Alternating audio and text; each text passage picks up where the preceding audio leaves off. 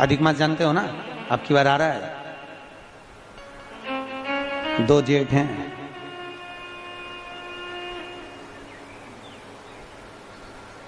एक जेठ इतना भारी पड़े, 2 जेठ कहीं करेगा।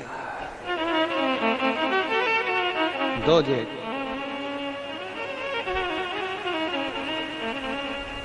अधिक मास की कथा में लिखा है, अधिक मास का महीना भगवान शिव के स्मरण का माह, ठाकुर जी के भजन का महीना, भगवान नारायण के लाड लड़ाने का महीना। खूब प्रेम से भजन, जितना भजन कर सकते हो उतना, और काउंट कर नहीं कि कितना भजन करा है। कई लोग हाथ में वो बटन दबाते रहते हैं, राम राम राम राम। काउंट नहीं करना है, कर लो जितना कर सकते हो। अधिक मास के महीने में जितना पुण्य कमा सकते हो कमाओ। जितने भी श्रोता भाई बहन यहाँ बैठे हैं, सब समझदार है, सबने कथा जान रखी है कि मलमास कौन है, अधिक मास कौन है।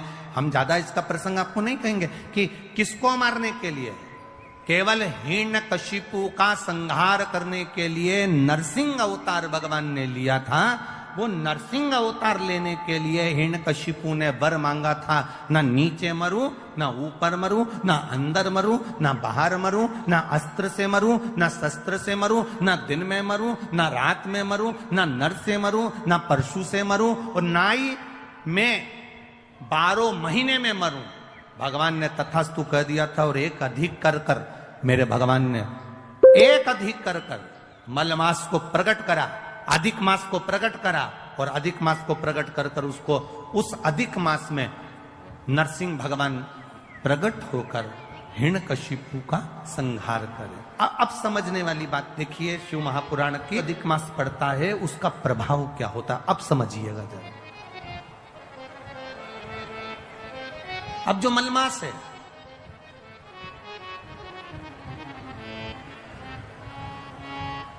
इसको मलमास कहते हैं। एक अधिक हो गया, 12 महीने से एक अधिक हो गया, मलमास।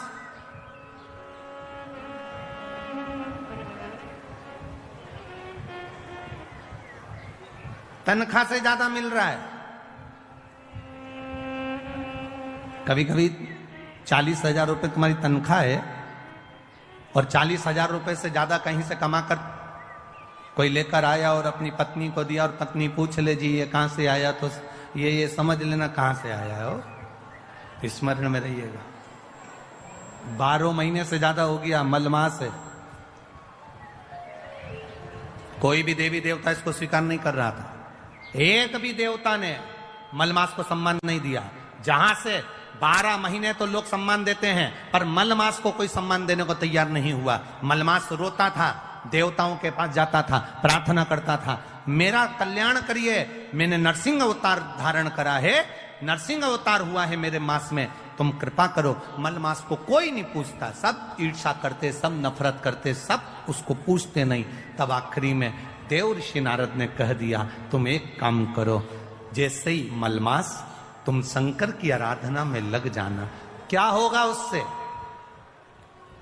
मलमास कह रहा है, अगर मैं इतने समय से कर रहा हूं, कई साल निकल गए पर अभी तक भगवान ना मिले, अभी तक मुझे मेरा आदर ना हुआ, अभी तक मेरा सत्कार ना हुआ। तुम शिव की आराधना करना, शंकर भगवान तुम्हारा आदर भी कराएंगे, सम्मान भी कराएंगे। जो तुमको आज तक नहीं मिला वो देव अधिदेव महादेव तुमको दिला सकते हैं। मलमास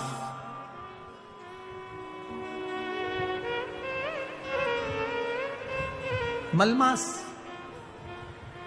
रो रहा है।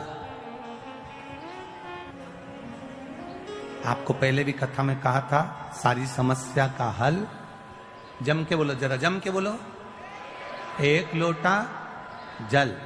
मलमास जिसको लोग छोड़ दिए, अपशब्द कह दिए, ताने देते हैं, आड़ा टेढ़ा बोलते हैं, वो मलमास शिव जी की भक्ति में बैठ गया, बैठ गया शिव की भक्ति, आराधना कर रहा है, शिव जी की भक्ति कर रहा है, आराधना। जल हाथ में लेकर बैठा है, आराधना। और मलमास भगवान शिव की भक्ति में लगा तो शंकर जी के नेत्र खुल गए। शिव जी ने जाकर पूछ लिया, भगवान देवादिदेव महादेव ने जाकर, भगवान शंकर ने जाकर पूछ लिया, आखिर बात क्या है। मलमास नेत्र बंद कर कर हाथ में जल लेकर बैठा, शिव जी को समर्पित करने के लिए शंकर की भक्ति में डूबा था, शिव नाम की भक्ति में तल्लीन।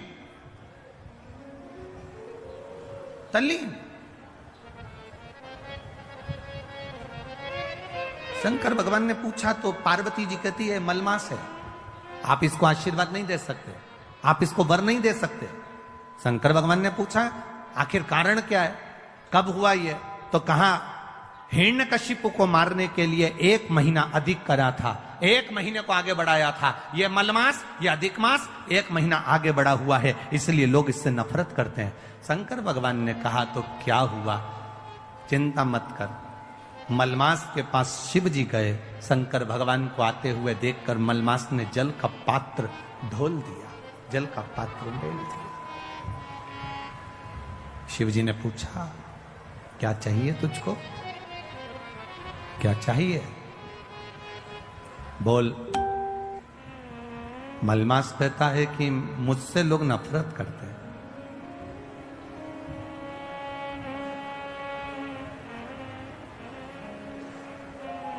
देखो, राहु भी शिव की आराधना करता है, चंद्र भी शिव की आराधना करता है। लोग कहते हैं ये देवता ब्राह्मण के हैं, ये देवता क्षत्रिय के हैं, ये देवता वैश्य के हैं, ये देवता शूद्र के हैं। शिव महापुराण की कथा कहती है दुनिया के लोगों ने देवताओं को भले बांट लिया हो, कोई ने कह दिया राम जी क्षत्रिय है, तो कोई कहे भगवान कृष्ण ये हैं, तो कोई कहे भगवान ये हैं। पर शिव महापुराण की कथा कहती है शंकर की आराधना करने वाला ब्राह्मण हो, क्षत्रिय हो, वैश्य हो, शूद्र हो, भगवान शिव को यह मतलब नहीं है। शंकर जी तो ये जानते हैं कि उसके हृदय में भाव कितना है और मुझे इसकी झोली में देना कितना है, ये शिव तत्व जानता है। उससे मतलब नहीं है मेरे महादेव।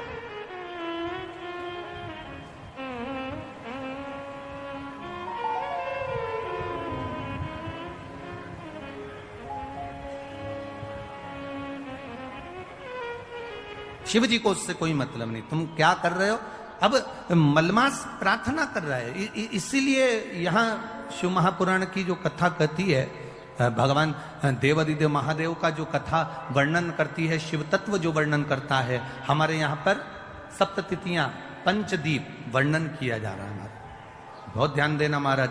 महीने में जो अधिक मास पड़ता है उसमें 7 जगह अर्थात 7 तिथियां ऐसी हैं जिस दिन 5 दीप का वर्णन किया गया है हमारे शास्त्रों में। अब बहुत सावधानी से सुनिएगा। पहली है पंचमी तिथि, अधिक मास पंचमी तिथि। आप अगर शुरू की, मतलब आज भी पंचमी है, मान लो आज की पंचमी अगर आप नहीं कर पाए तो अगली जो पंचमी आ जाए अधिक मास के महीने में, आप वो भी कर सकते। पंचमी, अष्टमी, एकादशी, प्रदोष, शिवरात्रि, अमावस्या, पूर्णिमा, ये 7 तिथियां हमारे यहाँ अधिक मास का जो संजोग होता है, इसमें ये 7 तिथियां, फिर से बोलो, पंचमी, अष्टमी, एकादशी, प्रदोष, शिवरात्रि, अमावस्या, पूर्णिमा, ये वो तिथियां हैं 7 जिन तिथियों में अगर हम 5 दीप घृत के, घी के 5 दिए अगर अपने दरवाजे के बाहर केवल भगवान की भक्ति के लिए, शिव तत्व की प्राप्ति के लिए, वैसे तो दीप लगाना चाहिए, तुलसी के क्यारे के पास लगा दो, मंदिर में लगा दो, या शिवालय पर लगा दो, या देवालय पर लगा दो। और इस कीचड़ पानी में अगर कहीं ना जा पाओ, अगर पानी वानी बरस रहा है, जगह जगह बहुत पानी है, भले इधर क्षेत्र में इतना ना दिख रहा हो पर अन्य क्षेत्रों में बहुत पानी है, तो कोई ना जा पाए तो भगवान का स्मरण कर कर उन दीप को भगवान के सामने प्रज्वलित कर कर 5 दिए इन तिथियों में, पंचमी, अष्टमी, एकादशी, प्रदोष, शिवरात्रि, अमावस्या और पूर्णिमा में अधिक मास पड़ता है, उसमें ये 7 तिथियों पर जो 5 दीप भगवान के सामने प्रज्वलित कर कर अपने दरवाजे के पास में बाहर की ओर रख देता है, उसके घर में कभी रोग, बीमारी और लक्ष्मी की कोई कमती नहीं होती, उसका जीवन सार्थक हो जाए। कितने मालपुए दान करते हैं अधिक मास में? 33। 31 नहीं लिखे हैं, अधिक मास की कथा में लिखे हैं 33। 33 ही क्यों करते हैं? काहे के लिए करे जाते हैं 33 मालपुए? कोई महाराज जी से पूछियो कि भैया 33 ही क्यों, 31 कर दो, 32 कर दो, और मालपुए ही क्यों? रसगुल्ला कर दो, इमरती कर दो, जलेबी कर दो, पर मालपुए लिखे हैं अधिक मास की कथा में, मालपुए, और वो भी 33, 31 नहीं। अभी तक आपने जितने भी दान करे 21 कर लो, 11 कर लो, 108 कर लो, पर 33 ही मालपुए अधिक मास में। तो अधिक मास की कथा में ये वर्णन किया गया है कि मालपुए इसलिए दान करे जाते हैं क्योंकि मालपुए जब बनाए जाते हैं तो उसमें बारीक बारीक छिद्र हो जाते हैं। जितने मालपुए में छिद्र पड़ते हैं उतने नरकों में हमारे घर के पूर्वजों को जाना नहीं पड़ता और वो परमात्मा के धाम चले जाते हैं, इसलिए मालपुए दान कर जाते हैं, रसगुल्ला नहीं। और 33 क्यों? 30 दिन के तो 30, 31वें नंबर का मालपुआ हमने अगर बेटी के घर का अन्न खा लिया हो, हमने बेटी के घर का अगर भोजन कर लिया हो तो उसका दोष ना लगे, इसलिए 31वें नंबर का मालपुआ दान होता है। 32वें नंबर का मालपुआ हमने ब्राह्मण और गुरु के घर का अगर कुछ खा लिया हो तो उसका दोष ना लगे, इसलिए 32वें नंबर का मालपुआ होता है। और 33वें नंबर का मालपुआ हमने किसी के घर का सूतक या सावड़ का खा लिया। सूतक सावड़ जानते हो ना? मरे के बाद में अगर किसी के यहाँ कुछ पा लिया जाए तो सूतक का है, और सावड़ मतलब किसी के बच्चा जन्म ले ले उसके अंतर्गत हम भोजन कर ले तो वो सावड़ का। हमने अगर सूतक या सावड़ का भोजन कर लिया हो तो हमें दोष ना लगे, इसलिए 33वें नंबर का मालपुआ होता है। ये 33 मालपुए का दान इसलिए करा जाता है कि हम नरकों में ना पड़े, हमारे पूर्वज, हमारे घर के जितने भी पूर्वज गए हैं वो नरक में ना पड़े, इसलिए मालपुए का दान देने से हमारे पूर्वज तर जाते हैं। मालपुओं का दान 33। अगर ज्यादा तकलीफ है, बहुत कष्ट है, बहुत तकलीफें आ ही रही हैं, जा ही नहीं रही, तो प्रयास करो ना, एक दीप बेलपत्री के पेड़ के नीचे लगाना और एक दीप पीपल के पेड़ के नीचे लगाना और एक दीप आंवले के वृक्ष के नीचे लगाना, ये 3 जगह पर दिए लगाना प्रारंभ कर दीजिए।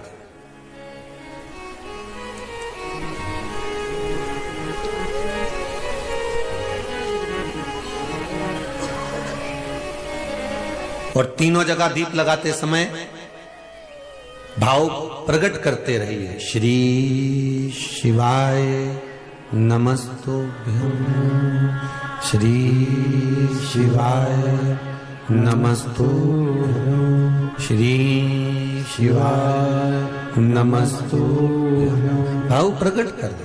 वहां जब दीप लगाओ तो अपने मन की कामना कर कर बेलपत्री के वृक्ष के, और शुरुआत कहां से करना है? बेलपत्री के वृक्ष से शुरुआत करना।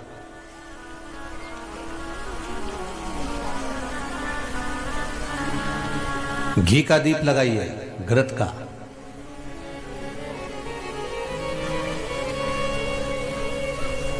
और घी का दीप लगाकर बेलपत्री के वृक्ष की छांव में बैठकर, बेलपत्री के वृक्ष की छाया। अच्छा, कई लोग को उपाय जब बताया जाता है तो इतने इतने समझदार लोग हैं कि जो गमले में बेलपत्री का पेड़ है ना उसमें उपाय करते हैं।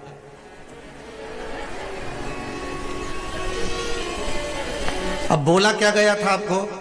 जितने भी उपाय बोले गए तो उसमें क्या बोला गया कि बेलपत्री के वृक्ष के नीचे करना। अब इनने काय में करा? बस गमले में। अब तुमने गमले में करा तो गमले में पेड़ इतना बड़ा, पौधा इतना बड़ा, उसकी छाया अपने ऊपर आ रही है क्या? उसकी छाया हमारे ऊपर पड़े तब तो वो वृक्ष कुछ फल प्रदान करे।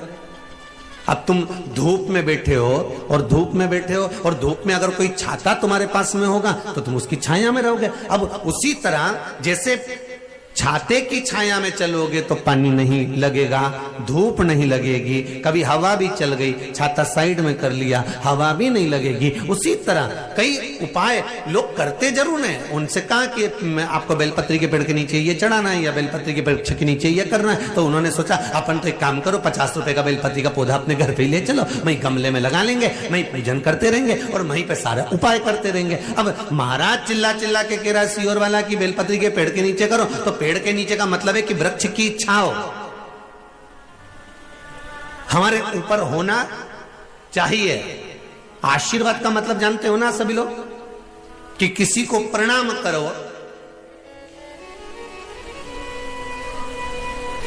तो उसके हस्त कमल की छाया, जिसको तुमने प्रणाम करा है, जिसको तुमने नमन करा है, उसके हस्त कमल की छाया आपके ऊपर पड़ना चाहिए।